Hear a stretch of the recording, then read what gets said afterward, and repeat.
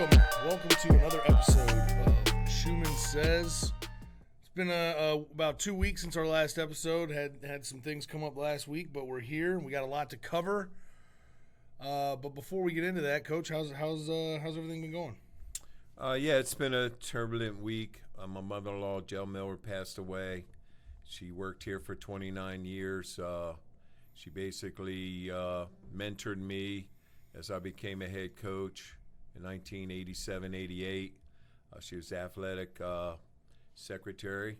So we're going through that, and I had to go to dentist, get 2 teeth pulled, so I've been out of whack about that. We've had basketball, track, wrestling. So we're finishing up winter sports and heading into spring sports, but we're starting to get our bounce back and get things going. Yeah, it has been pretty hectic around here. You know, lots of track meets and wrestling tournaments and all kinds of things like that. The weather has not been cooperating recently. Oh, gosh, no. It's been raining pretty heavily for the last week, 2 weeks really. Yeah. But hopefully that'll clear up soon as we get spring sports rolling. But before we get into any of the Fork Union news, we do have to rewind a few weeks and talk about the Super Bowl because we haven't had a chance to discuss that on the podcast yet. So I wanted to get your thoughts about the game. Chiefs winning, beat the 49ers. I don't think a lot of people weren't surprised by that. I picked the 49ers just to kind of be a little, different, but Patrick Mahomes showed up and Andy Reid got his first Super Bowl. What do you think about that? Yes, sir. Yeah, 2 Thursdays ago, I was in Philadelphia for my sister's wedding. Victoria Shuman got married, 15 years, dating the same guy, finally had a courthouse wedding. While I was there, that Thursday they had Andy Reid Day. A lot of people were calling in, and you know how Philadelphia fans are. They were calling in saying they shouldn't have Andy Reid Day because he's hypocritical, and some of them were like, no, he was the leading win getter as the head coach with the Eagles. Yeah. So listening to all that, I said, I think Andy Reid deserves to win the game. Mm-hmm. So just driving to and from 5 hours up, 5 hours back, listened to everything on the radio. I was pulling for Andy and the Chiefs. Then we have a former player, Travis Crittenden, who's with their strength and conditioning. Mm-hmm. So I was supporting him there. But as the ebbs and flow of the game, I was watching like, oh, man, San Francisco jumps out, gets up on them, gets things moving. And then Mahomes, he had like 3 quarters that were horrible, couldn't throw it, couldn't do anything, had interceptions. And then all of a sudden, they pulled it out. And then the backlash on Coach Shanahan aborting the run game and starting to throw it again like he did in the other Super Bowl with the Atlanta Falcons. But it was good. It was exciting finish, and thought the Chiefs would get it. They got it. And now we're in the off season. We're getting ready for the NFL Combine, baby. Yeah, it's I gotta say, I think it was one of the best games Super Bowls I've seen in a while. Again, it was back and forth. Like you said, San Francisco jumped out there for a little while, but the Chiefs never gave up. Came back from down 10 points in the fourth quarter, which is always exciting. I thought the halftime show was pretty awesome as well. I guess there were some people complaining about that, but there was no complaints from me on that one. I think Jennifer Lopez and Shakira looked great. I'm good with the halftime show. Exactly. Commercials were up to par. Yeah. Love the commercials. I was sitting there with my wife. She didn't like the halftime show that much, but her friends were chiming in about it. But I was good with it. Pretty good. I think most guys kind of feel the same way we do. Last year they had that one guy from Maroon 5 taking his shirt off and all that, and didn't bother me too much, but it wasn't my cup of tea. And then this year they kind of paid us back for that one, I think. Yeah. So yeah, it was good. It was definitely a good product overall, I would say. Yeah, and it's right there in a great location, showing the beach, talking about South Beach while the game was on. Yeah, I can only imagine the party that the Chiefs have had afterwards. I mean, yeah. But being down by 10 and then going on 3 straight drives and knocking it out and having a big celebration. So, Travis Kelce's got a ring. Travis Crittenden's got a ring. Mahomes, Andy Reid. Most of those guys were on the Eagles staff, former Eagles staff. Donovan McNabb came back, gave him a talk. Seems like many of his former players love him. Yeah. Brian Dawkins said some things about him. A lot of guys were calling into that radio show that played for him, was like, hey, this dude takes care of his players. We love playing for him. He's a player coach. So good way to signal the end of the NFL season. Again, probably would be one of the most viewed TV shows ever. So we're football guys. We love it when it's a positive situation, and it seemed like every good hard-nosed battle, one lopsided, and the guy we were rooting for pulled it out, so that was cool. Yeah, I think that's the biggest thing that the NFL hopes for is just not a blowout. I mean, last year it was like 13-3 or whatever it was, and that's defensive struggle is cool, but I like to see some points getting scored, and that was what was good about that game. Wide open plays every once in a while, good run game, and exciting comeback. So you really can't ask for more as a fan. All day on the radio show, people were just like, you know what they're going to do? They're going to put the fastest receiver on Sherman, the big tall corner. Yeah. He can't cover, this and that and so on. Then all of a sudden, they put the old Clemson guy on him. He shook him, got down, boom.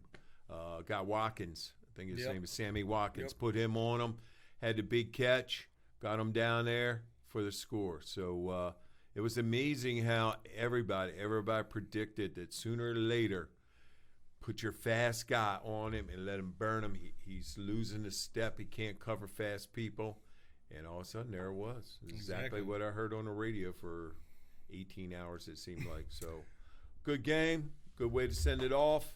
Now, we got the spring league going. We got the NFL Combine to look forward to. So, that's cool. Definitely. Pretty cool. So, before we move on to the spring league, which I do want to touch on, Mahomes being the MVP, right choice?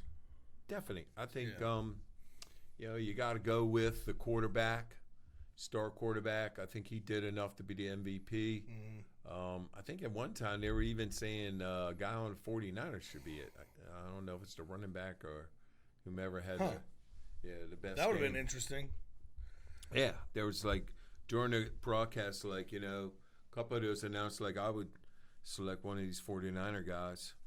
But no, I think if you lead 3 comeback touchdown drives in the fourth quarter, you deserve to get it. I'm with that. I agree. I think it's it kind of marks a little bit of a turning point for the NFL. I mean, now we have a quarterback who, by all metrics, seemed too small. Seemed like he was going to get broken in half as soon as he hit the NFL, and now he's a Super Bowl MVP. Do you think that more coaches are going to start looking for guys like a Patrick Mahomes that they wouldn't have before, or what do you think? I think so. I think they're getting out of that prototype of the big, tall quarterback, professional quarterback, drop back guy. They're seeing now what an athlete can do. The rookie of the year was the Arizona Cardinals guy, who's a short guy, can fly around. I think he led their team in rushing. And Heisman Trophy guy. So, I mean, you went through it this year with a non-scrambling quarterback, and, if you had another guy in there, you probably would have won 2 or 3 games on that prep league. For sure. And same way with being a postgraduate coach forever, we always had a NCAA drop-back guy, but we also wanted to try to change the momentum with a scrambler guy. So we've been through it. And seemed like when I had these tall, lanky guys that are strictly drop back, man, I got heavy pressure all the time and couldn't get the ball out, held the ball too long, all this stuff. So I think it wouldn't shock me that Tua with Alabama's up there. Yep. Good scrambling type guy. I think a lot of people are positioning for him. I think also it's going to be interesting to see where these older quarterbacks go, like Tom Brady and Phillip Rivers. I got watch my eye on them and see where they're going to go. I've always been a big fan of Phillip Rivers. I mean, the guy's been in San Diego and LA Chargers forever and has put up big numbers. So it'd be interesting to see who's going to tab like Tampa Bay, what they're going to do. so on. Yeah, a lot of teams can be improved just by picking, him or, obviously Tom. It's Newton, hard to see what's going to happen. Yeah, where Cam Newton goes. I mean, Cam Newton was the force for a little while, and he got all banged up and got out of whack a little bit. It's going to be see how he does it. I just saw where Jameson Winston got his eyes fixed, so it's going to be interesting to see what he does. Or if they move out, and then Johnny Manziel is still running his mouth trying to get in the league. So yeah, it's definitely going to be a crazy offseason. There's no doubt about that. I mean, we've got a bunch of quarterbacks shuffling around. The biggest rumor I've heard that would not make me happy, but Tom Brady to the Cowboys. That's the biggest speculation right now. Yeah, that was crazy too. I heard that one. Like, send Tom to the Cowboys, draft a younger guy, let him tutelage him, get rid of Dak Prescott. So that was crazy. It's crazy. I mean, it makes more sense than people I think are giving it credit for. I mean, Cowboys have the brand. They have the receivers. They have the O-line. There's really no downside to it I can see, other than. I don't know. I think it's a great move. That's a great put out by whoever put that out, their GM or somebody in Dallas, their radio station, whatever. I think that's a good move, and I think it'd be a good move for Tom. I mean, they have all the weapons. They have good defensive players. Plug those guys in and let Tom drive that offense and see if they can get them. Yeah. Because they said what they were saying the other day on some talk show that, Jerry Jones is a now guy. He wants to win now. He ain't waiting 2, 3, 4 years down the road. So bring Tom in, get a Super Bowl, get that out of the way, get us, fifth Super Bowl ring, and then start reloading. So I think that's a good move. I really hope it doesn't go down, honestly, as a Redskins fan. But, we'll keep an eye on it. It certainly, like we said, is going to be a pretty interesting offseason. There's going to be new kind of updates popping out all the time. So, as soon as we get some new news, we will cover it here on the show. But I did want to move on to the new, as you mentioned, Spring League. We've been talking about it a few times on the show, but it's finally here. We finally got to look at it. The XFL has now officially made its return. I thought it was awesome. What'd you think, Coach? I definitely thought it was awesome. I watched every game. Yeah, me too. Every freaking game from Saturday all the way to Sunday night. I thought it was exciting. I thought the new rules were very well done. Mm-hmm. I like the reviews. I think they mimic what the AAFL did, so it was cool to watch that. Mm-hmm. Our guy Cardell Jones showed up and put on a show. Oh yeah. He made some plays that he made here. He made some plays that he's made in college. I remember when we were at Wagner, he made the same plays, and he leaped over a guy. I remember in one of those playoff games with Ohio State, he did a leap, so it's going to be interesting to see if the next few games, if he tries to hurdle a guy. But I liked it. I liked their defense on all teams. I was sad that the LA team fired their defensive coordinator already. Yeah, Pepper Johnson's one good game. guy. Yeah, it's sad that happened. It's crazy. Seemed like Jim Zorn had the same problems. Mm-hmm. Couldn't get his offensive going.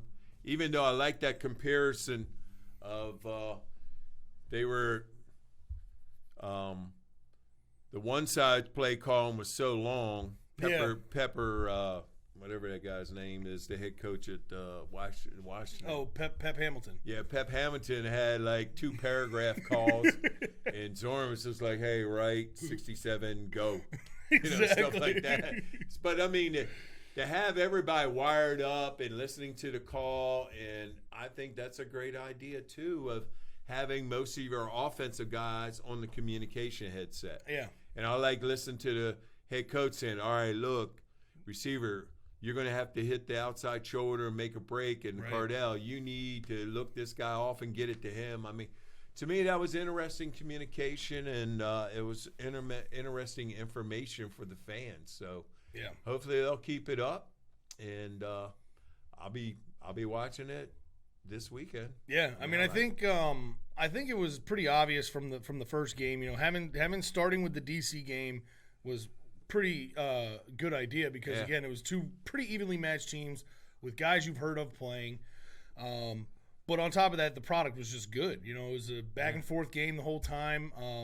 And like you said, I think bringing the fans into the huddle, basically, allowing us to hear the play call. For us as coaches, we can kind of understand and break down what they're saying. To the casual fan, they don't really know what they're saying, but it's still cool. Yeah. And then all the interviews, that kicker missed a kick and then immediately got a mic in his face. Like, it's a pretty cool product. You can tell that they've spent some time.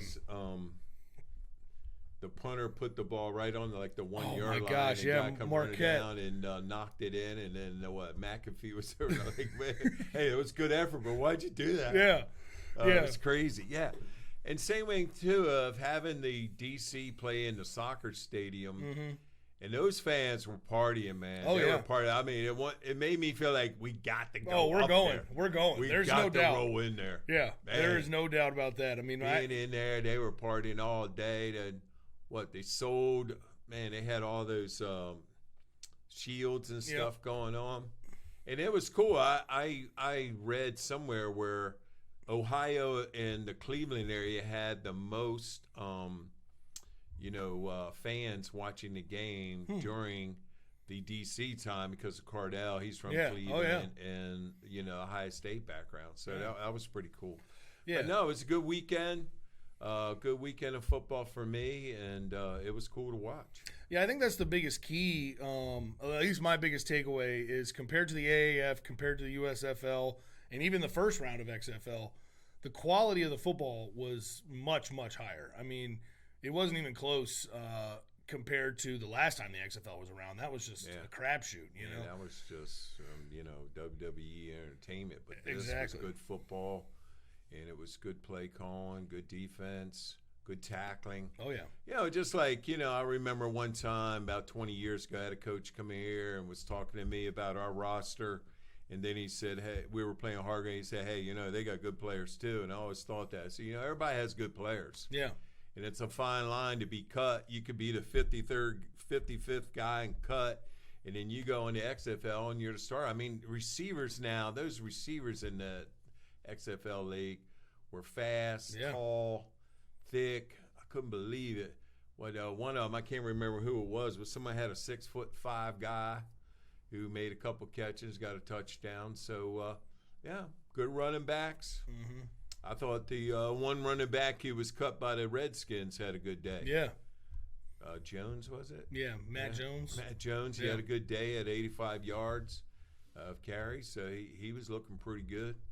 And I think the only guy who really didn't do well was Murray out of Tampa Bay, the old Georgia quarterback. He didn't do very well, so it's going to be interesting to see, if they bring him back as a starter this weekend or not. But thumbs up on XFL. I'll watch it. I'll watch it this weekend. Yeah, I'm definitely looking forward to it. And then, like you said, we're definitely going to get out to a game.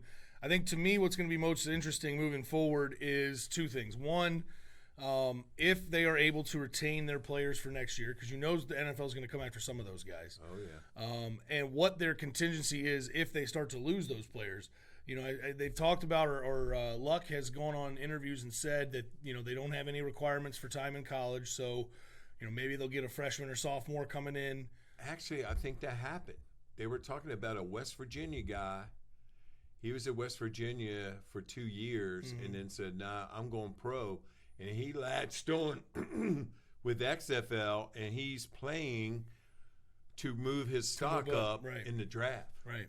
And I think that's a great idea. I think that's how they should operate. I mean, if the NFL was smart, they would embrace this league, because it's like you said, there are those 55th, 56th guys that are still got the juice, but maybe not quality enough to be in the NFL. Let them play in the developmental league, the spring league, whatever. As long as the fan interest is there. Gruden complained about Hackenberg. Like in the old time, you could bring in a third quarterback and give him some reps. Yeah. But now with all the stipulations of practice and no hitting, you can't work these younger guys. Say, hey, man, you do like the NBA does. Yeah. Sign them to a two-way contract, Yeah. NBA says, hey, we'll sign you. You'll play a couple games down here, and we'll bring you up, blah, blah, blah, all that. So same thing, man. I mean, I would do the same, man. Yeah, it could be good. It could be good. So, again, it's in its infancy right now, and I think by all the metrics available, I think we could say it was a success on the first week. Now, I think everybody's pointing this weekend like, right, this is going to be the big test. Is it going to be the same eyes on it, or if they're going to lose some? So yeah, I mean, I know AAF was popping the first week it was out, so second week it dropped off pretty dramatically. The problem with that, though, was AAF, you had to, like, have a special app to watch, and there was, like, no real TV deals. This is ESPN, Fox, ABC. This is not hiding anywhere. And I think all those historical coaches did a good job. Yeah. I think, Zorn was a little off on his offense. He's got to get that tweaked. Got rid of Pepper Johnson, which is sad. But for the most part, June Jones, even Jerry Granville, is it? Mm-hmm. The old guy. He's like 78 years old. He's been a gunslinger forever.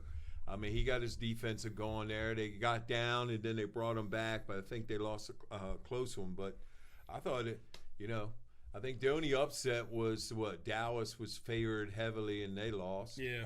And I like that little gambling over-under thing next to the score. That's cool, too. Yeah, I mean, the gambling numbers is cool. And then, it's like you said, I think it's going to take some time adjusting. Like Jim Zorn, if I'm Jim Zorn, I'm going for it on fourth down every time. You gotta use the rules to your advantage. They're still a little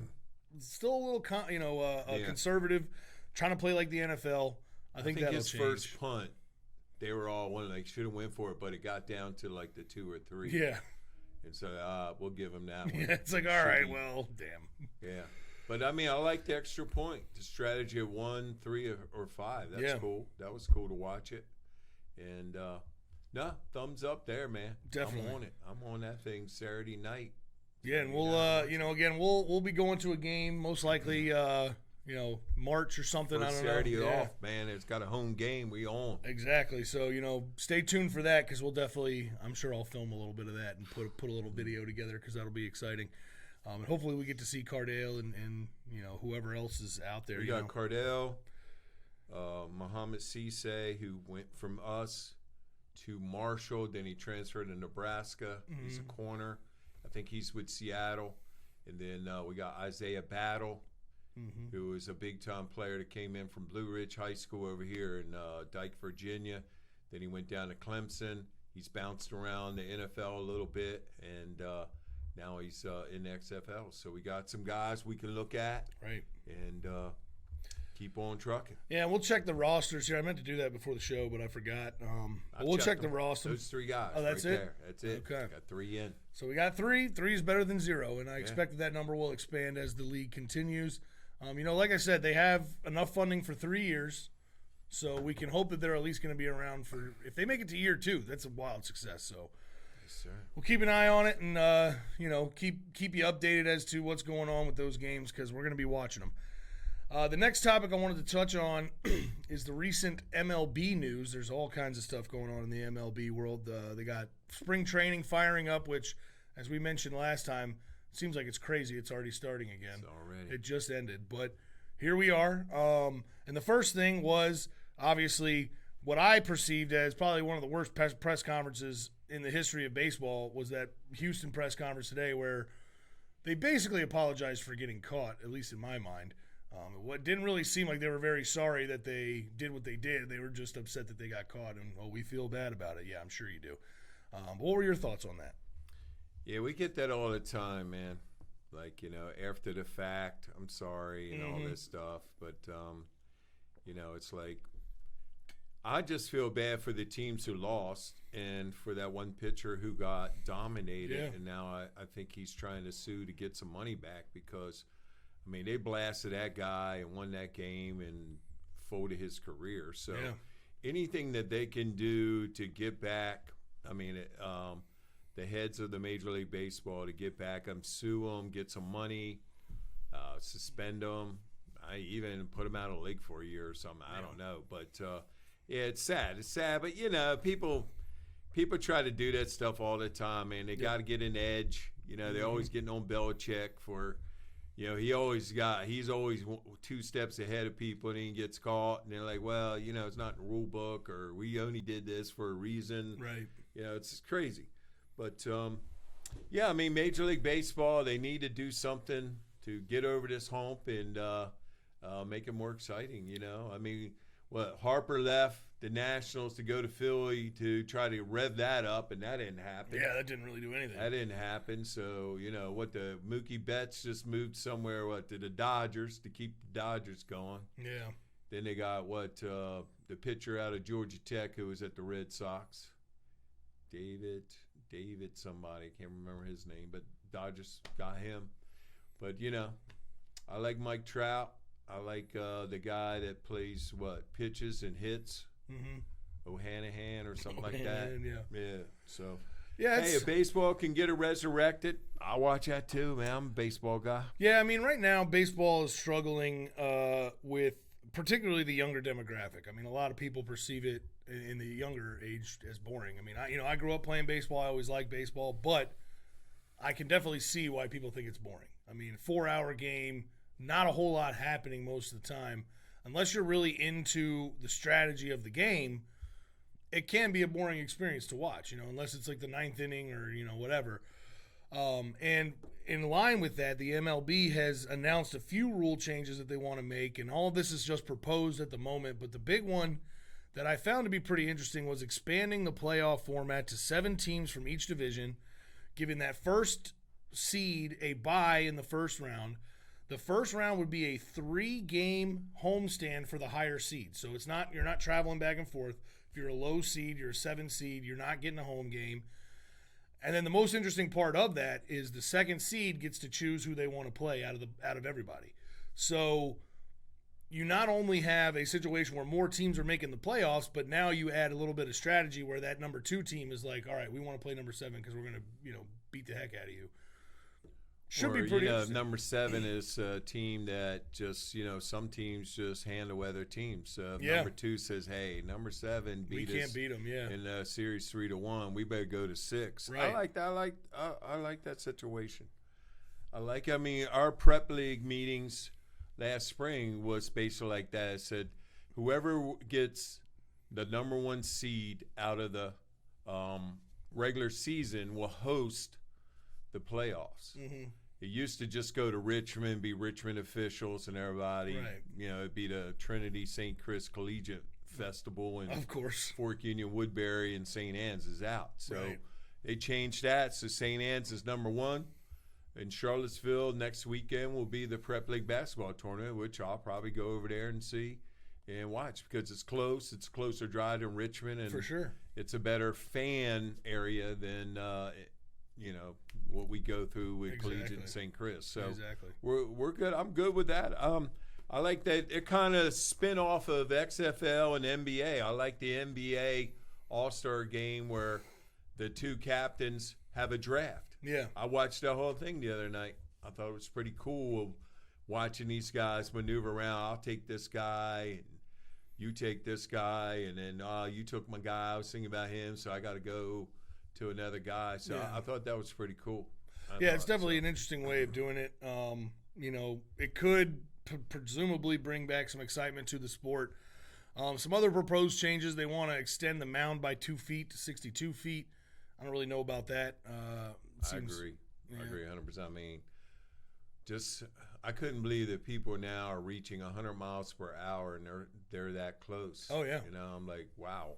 It's 60 feet from the home plate. Yeah, and you're barely getting any.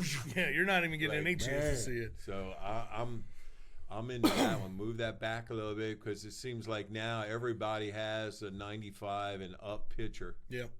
It's just coming on you. So, most teams have a couple hundred plus. Yeah. So I'm down with that. It's a good one. Yeah, I think it's just all about improving the fan experience, honestly. And that's what makes the XFL awesome is as a fan, it's enjoyable to watch. Baseball still hasn't hit that yet, so they got to figure out a way to make the TV product make you want to sit at home and watch it on Sunday afternoon. And like I said, I love the Nats, I love baseball, but if it's on, I'll maybe watch 30 minutes here and there and switch to something else. I'm not watching the full game unless we're in the playoffs. So anything they can do to improve that, I think, would be good. And adding a little bit of mystery to the playoff system could help generate some buzz around October time frame. September, October will make it a lot more exciting. Plus, it'll give some of those teams a chance that normally wouldn't get in. A lot of people are saying, oh, well, now that'll just give an excuse for the owners to be like, hey, we made the playoffs the last 5 years, even though they were 85-win teams. you know, now they can try and sucker the fan base into spending more money on tickets or something. Hey, we've been in the playoffs 4 years in a row. Well, you only won 85 games, so calm down. But, you know, that's something I think that they should just tackle if it happens. I don't think that that's something we should avoid doing because of that. Hey, that brings up another situation. Before we graduate, or the first weekend after graduation, since we get out early, we get out May 15th. Right. We got to go to Virginia Squirrels. Okay. Richmond, I'm with that. Throughout the first pitch. Throughout the first pitch. It was an exciting 9-inning situation. In between innings, the entertainment, the throwing out the first pitch, it was top notch. So I mean, that's definitely going back. That's the thing that, you know, is pretty interesting to think about, because they have the minor leagues, which are fan-centric because they have no TV. I mean, few have TV, but really, it's a fan-centric experience. You would think the MLB would be looking at that and saying, hey, how do we adapt some of this stuff and bring it to our game? Half of our football halftime shows were stolen from that night at the Virginia Squirrels game. I'm telling you, it was crazy. Awesome. I got some more that I didn't get to, so next football season, we'll keep it fresh. I was the halftime entertainment, so we had to do it. Wore me out.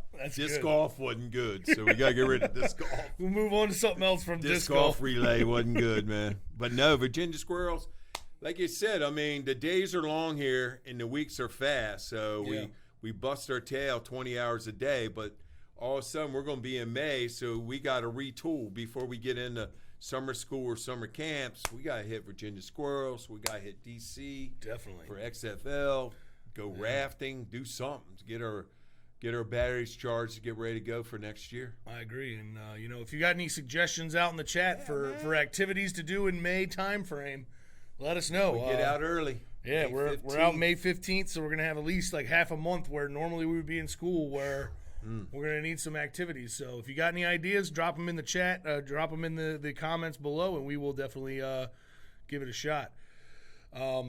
So moving on to the last segment here, we got to update what's going on with the Fork Union News. It's been a few weeks since we've had an update. A lot going on. We got spring sports getting ready to start. We've got winter sports wrapping up. And right before we were coming on, you were just telling me about the wrestling team and their adventures this weekend. So what's going on with them? Wrestling, they're heading to States. They're going down Bowling Green, Virginia. They got weigh-ins Friday, February 14th at 3:30.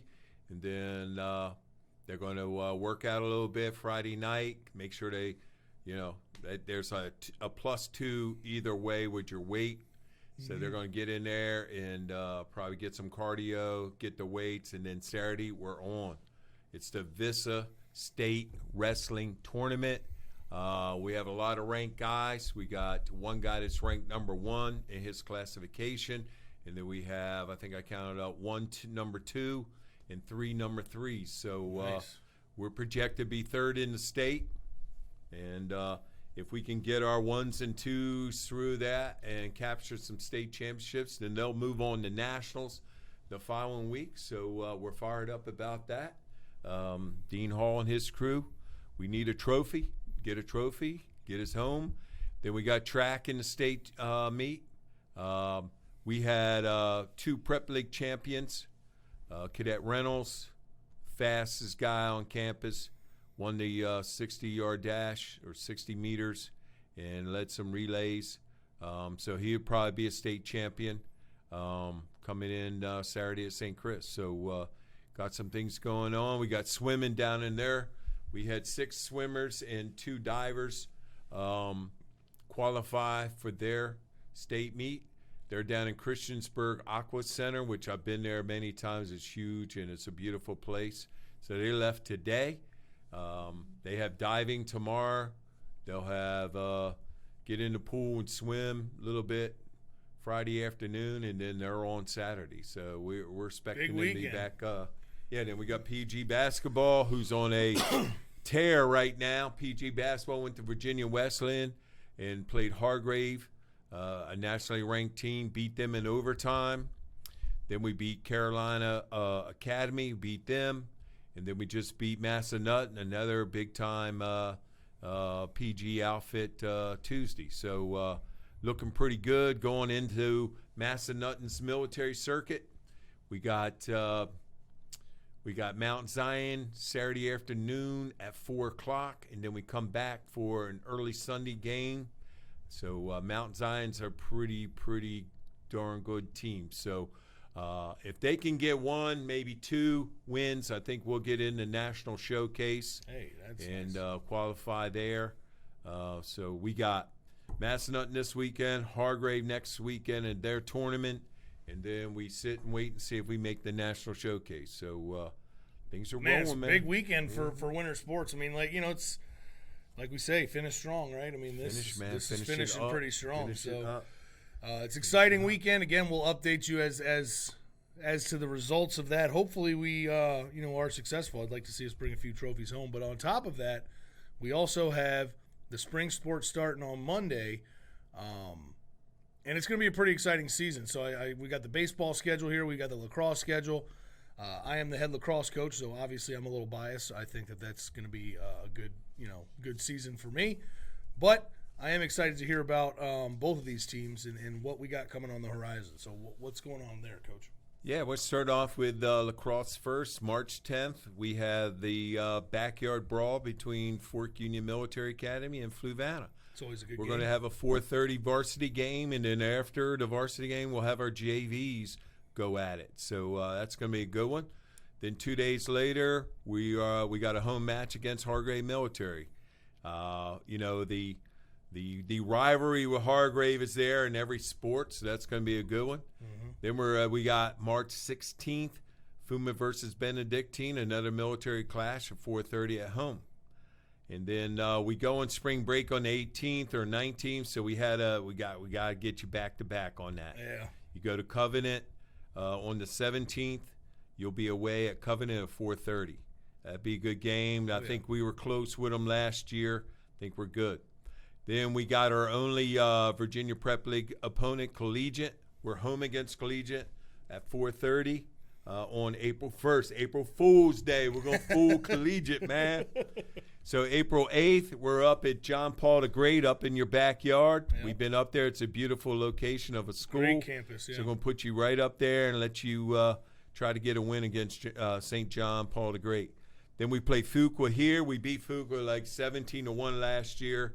We're going to get Fuqua again, and then we go back up to Fairfax and play Trinity Christian of Fairfax. Get you back up there, and then boom, our final one will be against Christ Church right here. So I feel comfortable that we got a pretty competitive schedule, and the schedule I see many wins there. So I'm not putting pressure on you, but we kept it so that it will be close matches throughout. Right. I mean, Collegiate, they practice all around 365 days a year. So, I couldn't get them off the schedule. I made a deal with the guy like, hey, if you beat us 17-0 or 20-0, we ain't playing you next year. Yeah, That's it.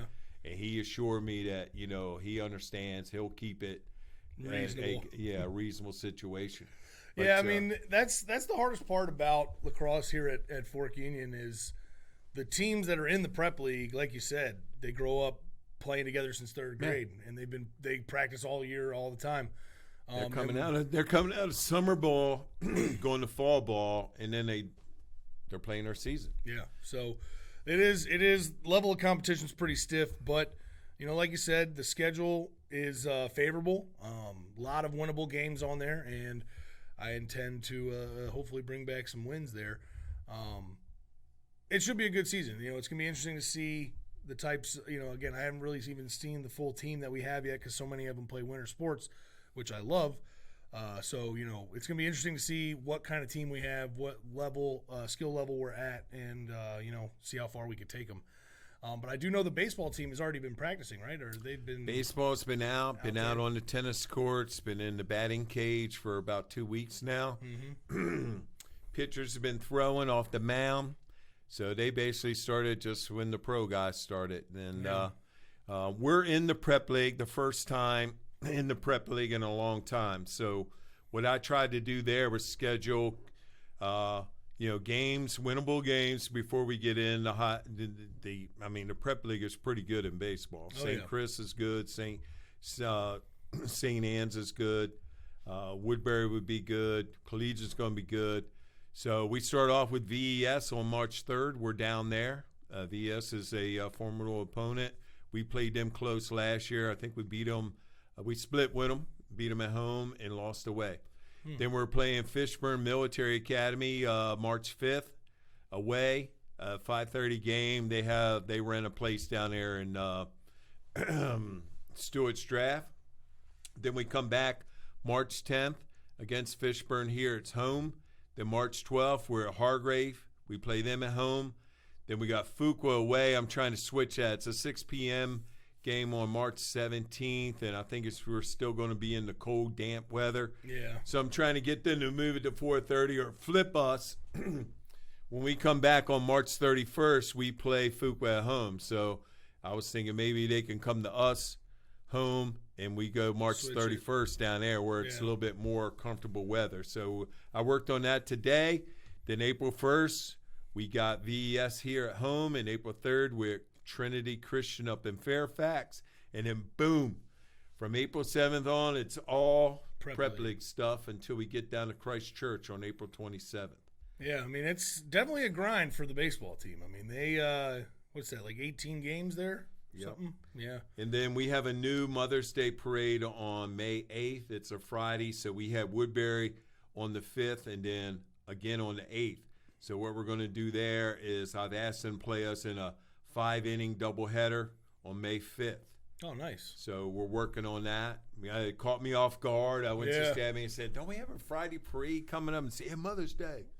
Like, we're going to try something new. We're going to bring the mothers in Friday, give them a ceremony, and then they can take their cadets away and have Sunday, you know, instead of travel here on Sunday, watch the parade and travel back on Mother's Day, it gives them a better day. That's good. So I agree with that. It's a great idea. So caught me off guard, and I had to switch some things around. So I think I got Woodbury ready to do a doubleheader on May 5th, which means I got to switch Christchurch. We got May 6th at Christchurch. So we can't do a doubleheader on the 5th and then travel down there. So we're trying to slide them to the 7th and finish it up. Since we're getting out on the 15th as a graduation, I'm trying to get everything done the first week of May. Makes sense. So baseball would finish the 7th. You're going to finish the 5th. Yep. JV, I think, finishes around the 5th as well. And give us a little time to prepare for graduation exercises and get it done. And get ready for finals. The only thing with spring track, our state meet is on graduation weekend. So we'll house them somewhere, either in Richmond at a motel or keep them in barracks and feed them, and then get them in there Saturday, and they can leave from the state meet. Yeah. So a little bit of hiccup on the new schedule, but hey, anytime you can have the breaks that we had this year and get out early, that's a win. We'll figure it out. Exactly. We'll figure it out. Exactly. And then this being your first full year as the AD, you're not bogged down by this is how we always did it. You know, you're able to be flexible and change things as needed. So that's definitely a positive. Yeah, the only thing that caught me was the winter break. Yeah. I took heavy hits on the winter break because I thought, normal winter break was Friday to Monday. Right. We always had that Super Bowl Monday off, but the Wednesday to Monday got me. Yeah. I was squirming on that one, man. I took a couple body blows on that thing. So we'll be ready for it next year. Scheduling, if anything that gets me is scheduling. I mean, agree. Scheduling is crazy. Trying to keep up with scheduling, and you're trying to schedule, and people coming in to ask you a question, meal money, when do I leave, how do I get my van key, and next thing later, I got 2 on one day. I got the times wrong. Nobody's ever responding to the emails from the other team. Yeah, it's really tough. Yeah, like Fuqua hit me up today about they can't play JV, and I said, okay, since we're not playing JV, why don't we slide the game down till 4:30? And I haven't heard from him. Yeah, it's like, wait a minute, you want to come back? Exactly. Help me out, man. It's like, I know you're checking your emails. Come on, man. So that's the biggest thing of the 1-year anniversary of the AD is just waiting for officials, checking officials. I mean, it drives me checking crazy. The officials is key. That's tough. Yeah. I call the officials in basketball season, if our timers were running late, You know, we got a couple of timers that come in 5 minutes before the game, and I'll be calling them and freaking out like, you got to get here. Get here. Yeah. But, I mean, I'm getting better at it. Hopefully I'll get better next year, and it'll only be smoother moving forward. Hopefully. Yeah, man. Or, you know, do like these big-time private schools and hire me a scheduler. Yeah, there you go. Gosh, there you darn. go. But yeah, if you're interested in seeing those schedules, they are live on the website. They're up on the website. I got Kelly to check the baseball schedule. I'm looking at it right now. She got everything checked. Good. And like I said, if I move the Christchurch game to the 7th, we'll be ready to put that up. Yep. I got to check with Hargrave. I know they want to play us twice in lacrosse. I got them home, and it's just fair if we're playing twice, one home, one away. Yeah, definitely. So I got to get with him. I like he's going an out there assistant too. on their PG basketball, so he's traveling around probably. Oh, yeah. So once we get ironed out, you got 1, 2, 3, 4, 5, 6, 7, 8. You got 9 games right now. Hey, we get that 10th with Hargrave, we're golden. Get that 10, man. So yeah, again, check the website for those schedules. There's also an app you can download, which we recommend for that if you want to keep track of what's going on with the sports. Make it easier for you to plan your trips if you want to come catch a game, or if we're playing near you. Again, like I said, there's a few games for lacrosse that are in Northern Virginia. So if you're living up there and you want to come check out a game, please do that. Same with baseball. We're all over Richmond and Charlottesville. So if you're in the area, come out and support. Same way, too. If you want to come and throw out the first pitch of baseball, look at our schedule, send us an email. We can get you out there on the mound, get you a hat, get you a shirt. We did that multiple times. Same thing. We could have an honorary captain with lacrosse, right? Yeah. Don't you have lacrosse captains? Yeah. We have honorary lacrosse. You former players, Chip is back. Chip Chase is back. He played for him. Come on. Yeah, definitely. If you want to come be an honorary captain. Again, all of this is centered just around getting the alumni back into the fold. We want you to come back. We want you to be a part of the athletics. Join the AD club and just support us as we try and get this next generation the Fork Union sports experience that we all had. So again, if you're interested in helping out, leave us a comment, shoot Coach an email, whatever form of communication you can think of to reach out to us, please do that. And hopefully the rain is beyond us and it's going to be sunny. We can only hope. The rain, man, I'm telling you, it's the same for every spring. Every time I've been here for spring, that first few weeks is brutal with the rain. It's either rain or snow, one of the two, and we'll see what happens. The first lacrosse game last year against Covenant, we had it called off during the third period, and so we had to come back the next week and start it right there. Wow. And finish it. It was like a 20-minute second game. But yeah, man, no more. We cannot have any. We're doing the anti-rain dance. Lightning. We can't have the sirens going off, and we cannot have rainouts with baseball. Yeah, we need this weather to clear up. So spring, hurry up and get here. But, I mean, we're going to recharge and get ready for spring because, I mean, we just went through 47 home basketball games. Wow. I was at every one of them. That's a lot. It's crazy. That's a lot. Open up the locker rooms for teams, watching making sure the officials are there, making sure they get their food. Like, man. Making sure we got food, escorted a couple parents out, put a parent up in timeout in one game. It's been crazy. It's a big job. It's a big job. We might have to cut those games. We're playing too many games. Yeah, we'll have to make a decision on that one for next year. But yeah, that's pretty much all we have for this episode. Again, check the websites. Please join the AD Club if you want to support our work here. Check us out on Spotify and iTunes. Leave a review there.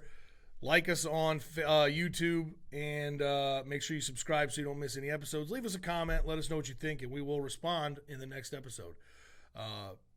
We'll be back hopefully next week. We'll get another episode in, and we will see you then.